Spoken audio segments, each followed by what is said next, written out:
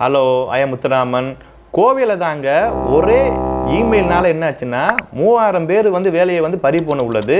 எந்த நிறுவனம் தான்? அமெரிக்க நிறுவனம். அப்படி அங்கே என்ன தான் நடந்துச்சு, அந்த அமெரிக்க நிறுவனம் பேர் என்ன, அவங்களுக்கு எவ்வளோ ஊதியம், ஃபுல்லாக பார்க்க போகிறேன். மனதெல்லாம் இந்த நியூஸை பற்றி உங்களுக்கு தெரிஞ்சால் கம்மலில் பின் பண்ணிட்டு போங்க. நீங்கள் ஒரு கோயம்புத்தூரில் இந்த அமெரிக்கா கம்பெனியில் வேலை பார்த்த ஆளாக இருந்தால் லைக் தட்டி விட்டுருங்க. இந்த மாதிரி நியூஸ் எல்லாம் தெரியணுமா என்னோடய சேனலை சப்ஸ்கிரைப் பண்ணிக்கோங்க. இந்தியாவில் இருந்து அமெரிக்காவில் உள்ள பள்ளி மாணவர்களுக்கு ஆன்லைன் மூலமாக பாடம் நடத்தி வந்த 3000க்கும் அதிகமானவர்கள் ஒரே ஒரு இமெயில்னால இனிமேல் நீங்கள் வேலைக்கு வர வேண்டாம், வேலை இல்லை என தகவல் அனுப்பி வீட்டுக்கு அனுப்பியுள்ளது என்று ஒரு அமெரிக்க நிறுவனம் சொல்லியிருக்காங்க. இதனால தான் திடீரென்று வேலை வாய்ப்பு இழந்து உள்ள பல ஒரு 1000 பேர் இருப்பாங்க. மொத்தம் சேர்த்துங்க இந்த கம்பெனியில் எத்தனை பேர் வேலை பார்க்கணும்னு சொல்லி இன்னும் நமக்கு ஃபுல்லாக டீட்டெயில் வரல. ஆனால் இப்போதைக்கு 3000 பேர் எப்படின்னு சொல்லியிருக்காங்க. அதுக்கு மேலே இருப்பாங்க. தங்களின் எதிர்காலம் என்னவென்று தெரியாமல் கடு ஒரு பாதிப்பில் உள்ளாய் உள்ளனர்.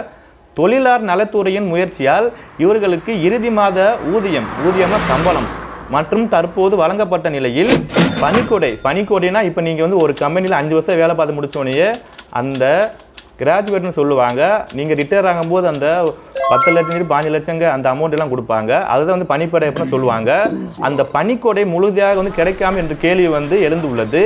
அமெரிக்காவை தலைமையிடமாக கொண்டு உள்ள போகஸ் எஜுகேஷன் பிரைவேட் லிமிட் என்ற இணைய ஒரு கல்வி நிறுவனம் இந்தியாவில் பல ஆயிரம் ஊழியர்களை கொண்டிருந்துள்ளது. இவர்கள் அனைவருமே கடந்த 24ஆம் தேதி ஜனவரி 24ஆம் தேதி அன்று இரவு வந்த இமெயில்னால அந்த நிறுவனம் மூடப்படுவதாக தெரிவிக்கப்பட்டுள்ளது.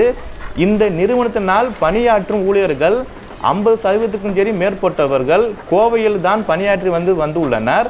இவர்கள் அனைவருமே இப்போது வேலையை இழந்து நிற்கிறார்கள்.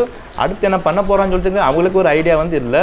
சடனாக நைட்டு போல் இந்த மெயில் வந்திருக்குது. உடனே ஷாக்கிங் சரி அதிர்ச்சி ஆகி உள்ளது. தங்களுக்கு நடந்தது குறித்து இந்த நிறுவனத்தில் பணியாற்றிய பலரும் விலக்கி உள்ளனர். அவர்கள் கூறிய தகவலின்படி அமெரிக்காவில் உள்ள பள்ளி மாணவர்கள் அவர்களின் வகுப்புகள், ஏன்னா அங்கே ஸ்கூல் ஸ்டூடெண்ட் சரி காலேஜ் ஸ்டூடெண்ட்கள் வகுப்பு நடக்கும் நேரத்தில் சில பாடங்களை விலக்கி சொல்வதுதான் இந்த அமெரிக்க நிறுவனத்தின் வேலையாக இருந்துள்ளது. இவ்வாறு இணைய வேலையில் பாடம் எடுப்பவர்களே ஃபேர் டூர் என்கிறார்கள். இந்தியாவில் இந்த நிறுவனத்தின் கீழே தான் 3115 பணியாளர்கள் பணியாற்றி உள்ளனர். அவர்களில் தான் 1800க்கும் அதிகமானவர்கள் கோவை நகரத்தை எப்படின்னா வேலையெல்லாம் பார்த்து தான் வராங்க. இவர்களுக்கு RS புரம், திருச்சி ரோடு, சுங்கம் உள்ளிட்ட 3 இடங்களில் சில அலுவலகங்கள் இயங்கப்பட்டுள்ளது. மொத்தம் சேர்த்து 800 இருந்து 900 பேர் மட்டுமே அலுவலகங்களுக்கு பணியாற்றி நிலையில் மற்றவர்கள் வீட்டிலேருந்து பார்க்கணும்னு சொல்லியிருக்காங்க. மொத்தம் சேர்த்து தாங்க 900 பேர் நீங்கள் ஆஃபீஸ் வேலை பார்க்க சொல்லியிருக்காங்க. சில பேர் என்ன சொல்லியிருக்காங்கன்னா நீங்கள் ஹோம் ஒர்க்கு வீட்டில் பண்ணிக்கணும்னு சொல்லியிருக்காங்க.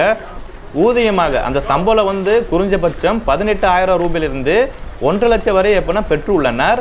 கணிதம், இயற்பியல், வேதியியல் உள்ளிட்ட பாடங்களில் திறன் வாய்ந்த ஆங்கில புலமை கொண்ட பட்டதாரிகளை இதற்கு தகுதியானவர்களை தேர்வு செய்யப்பட்டுள்ளனர்.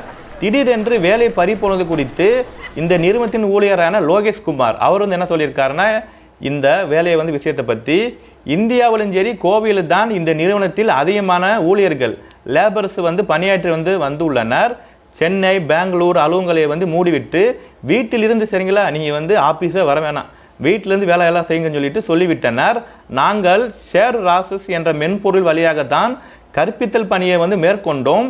அமெரிக்காவில் உள்ள மாணவர்களுக்கு தங்கள் சந்தேகங்களை குரல் வழியாக கேட்பார்கள். நாங்கள் அவர்களுக்கு எழுத்துப்பூர்வமாக விளக்குவோம் என்று கூறினர். இதை தவிர தான் ஒயிட் போர்டு என்பதில் இணைய ஒரு வாலியாக கணக்கு பயின்று அப்படின்னா சொல்லிக் கொடுப்போம் என்று சொல்லியிருக்காரு. அவர்களுக்கு தான் கணிதம் மற்றும் இதர பாடங்களில் உள்ள சந்தேகங்களை நிவர்த்தி செய்வதுதான் எங்களுடைய வேலை.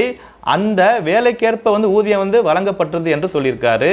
கடந்த 23ஆம் தேதி அன்று இரவு பணியை இவர்கள் முடிக்கும் போது ஜனவரி 24ஆம் தேதி அலுவலக பராமரிப்பு பணி இருப்பதால் வீட்டிலிருந்து வேலையெல்லாம் பார்த்துங்க சொல்லி தகவல் கூறப்பட்டுள்ளது.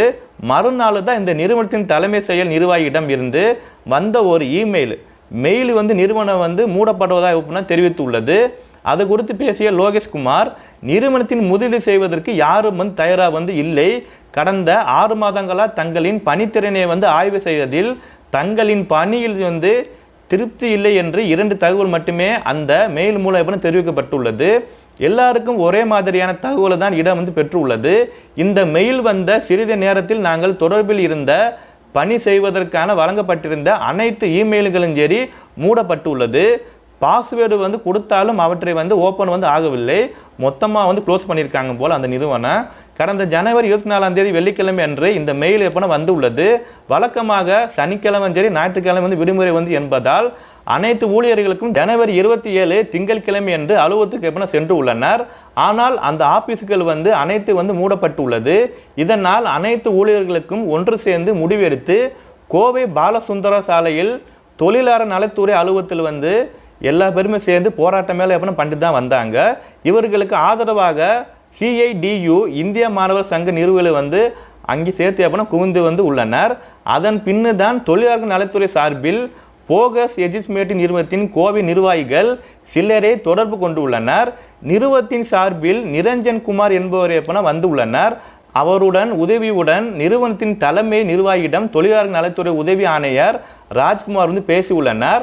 அதில் தான் சில உடன்பாடுகள் வந்து ஏற்பட்டனர். அதன்படி தான் ஜனவரி மாத ஊதியத்தை உடனே வந்து வழங்குவதற்காக ஒப்புக்கொள்ளப்பட்டுள்ளது. அது போன்றுதான் பணிக்கொடை, PFF தொகையை பெறுவதற்கான அனுமதி, கல்வி சான்று, லேப்டாப்புக்காக ஊழியருக்கு தரப்பட்டுள்ள காசோலை ஆகியவற்றை ஜனவரி 31ஆம் தேதி அன்று திரும்ப தருவதாகவும் நிறுவன தரப்பில் வந்து உறுதியை வந்து பட்டுள்ளது. அதன் பிறகுதான் நடத்தத்தை விலக்கிய இந்த நிறுவனத்தின் ஊழியர் தினேஷ்குமார் பேச்சுவார்த்தை நடத்த மறுநாளே வந்து ஊதியம் வந்து போடப்பட்டது. ஆனால் முழு ஊதியம் வந்து தரப்படவில்லை. பாதி தான் வந்து சம்பள காட்சியெல்லாம் போட்டுட்ருக்காங்க போல். ஒவ்வொருக்கும் சரி 7000 ரூபாய் முதல் 10,000 ரூபாய் வரை வந்து குறைவாக வந்து வழங்கப்பட்டது. இதுவரை மீண்டும் வந்து தொழிலாளர் நலத்துறையை வந்து உதவி ஆணையராக சந்தித்து மனு எல்லாம் கொடுத்துருக்கு என்று சொல்லியிருக்காரு. வழக்கமாக இறுதி மாத சம்பளத்தின் அடிப்படையில் தான் பணிக்கொடை வந்து கணக்கிடப்படும் என்பதால் இறுதி மாதத்தின் ஊதியத்தை குறைத்து கொடுப்பதாக ஊழியர்கள் வந்து தரப்பில் குற்றம் வந்து சாட்டப்படுகிறது. வேலை இழந்த ஊழியர்களுக்கு இழப்பீடு வழங்குவது குறித்து பரிசீலிப்பதாக மட்டுமே நிறுவனம் தரப்பில் தகவல் தெரிவிக்கப்பட்ட நிலையில்தான் பணிக்கொடையும் சரி குறைப்பதும் சரி 1000க்கும் மேற்பட்ட குடும்பங்களை வந்து கடுமையாக பாதிக்கும் என்று ஊழியர்கள் வந்து குற்றம் சாட்டி உள்ளனர். பணி இல்லாத ஊழியர்களுக்கு போராடி வரும் இந்திய மாணவர் சங்கத்தின் நிர்வாகியான தினேஷ் அங்கு பணியாற்றி வந்த 3000க்கு அதிகமான ஊழியர்களும் சரி 1100க்கு மொத்தம் சேர்த்துங்க இந்த இதில் வந்து 1100க்கும் மேற்பட்டவர்கள் 5 ஆண்டுகளுக்கு மேலாக வந்து பணியாற்றி வந்து உள்ளனர். பணிக்கொடை பெறும் ஒரு தகுதியில் உள்ளனர். ஏற்கனவே பாதி பேருக்கு வந்து சம்பளம் வந்து வரவில்லை. வந்த சம்பளம் வந்து பாதியாக எப்போனா வந்து உள்ளது. ஜனவரி 31ஆம் தேதி அன்று நடக்க ஒரு பேச்சுவார்த்தையில் இதை பற்றி மீண்டும் வந்து பேச வந்து திட்டமிட்டு உள்ளோம். RSS புரம் மற்றும் பந்தயசாலை காவல் நிலையத்தில் புகார் எப்படின்னா கொடுத்துரு என்று சொல்லியிருக்காரு. தொழிலாளர் நலத்துறை சார்பில் நடத்தப்பட்டுள்ள வரும் பேச்சுவார்த்தைகளில் போகஸ் எஜுமேட்டிங் நிறுவனத்துடன் நிரஞ்சன் என்பவர், அவர் பேர் ஃபுல் நேம் என்னன்னா நிரஞ்சன் குமார் என்பவர் மூலமாக தான் தொடர்பு கொள்ளப்பட்டுள்ளது.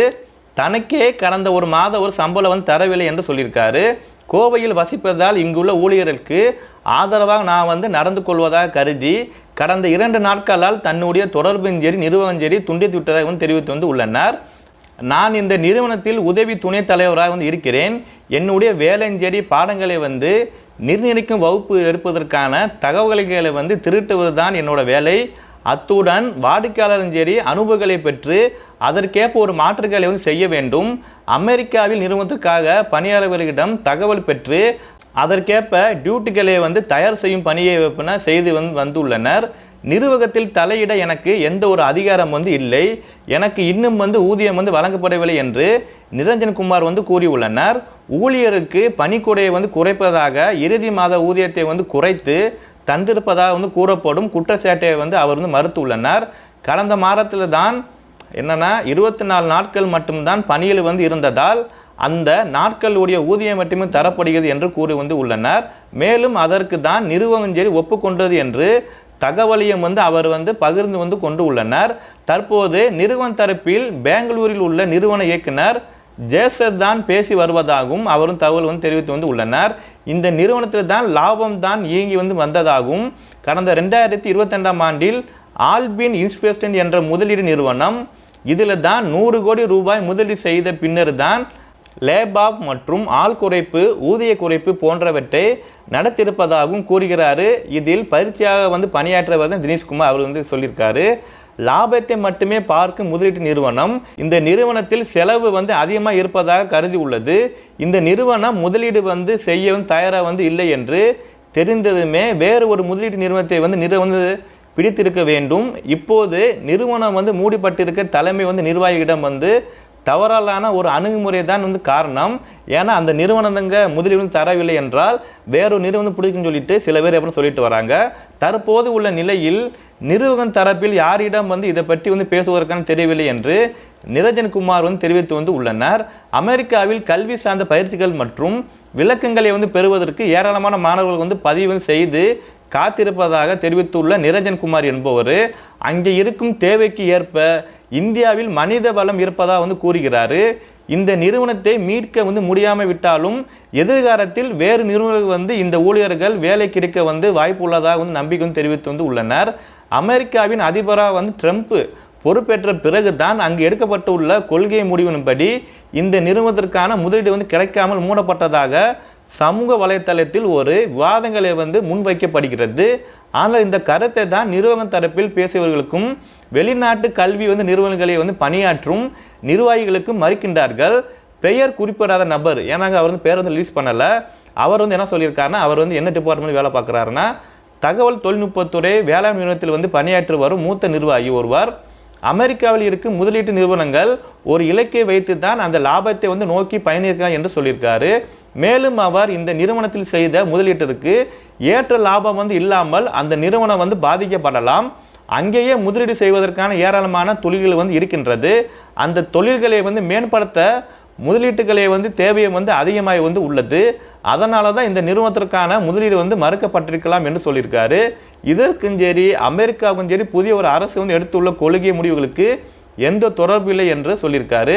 மறந்துடாம இந்த வீடியோ ஷேர் பண்ணிக்கோங்க. இந்த சம்பவத்தை பற்றி உங்களுக்கு தெரிஞ்சால் இந்த கம்பெனிலேருந்து வேலை பார்த்து ஒரு ஆளாக இருந்தால் என்ன இம்ப்ரூவ்மெண்ட் கிடைக்குன்னு சொல்லி கமெண்ட்ல பின் பண்ணிட்டு போங்க. நான் கண்டிப்பாக இதை பற்றி எப்போ இன்னொரு டைம் வந்து வீடியோ எல்லாம் போகிறேன். இந்த மாதிரி செய்தெல்லாம் தெரியுமா என்னோட சேனலை வந்து சப்ஸ்கிரைப் பண்ணிக்கோங்க. நம்ம அடுத்த வீடியோ சந்திக்கலாம். தேங்க்யூ ஃபார் வாட்சிங். Love you. ஜெய் ஹிந்த்.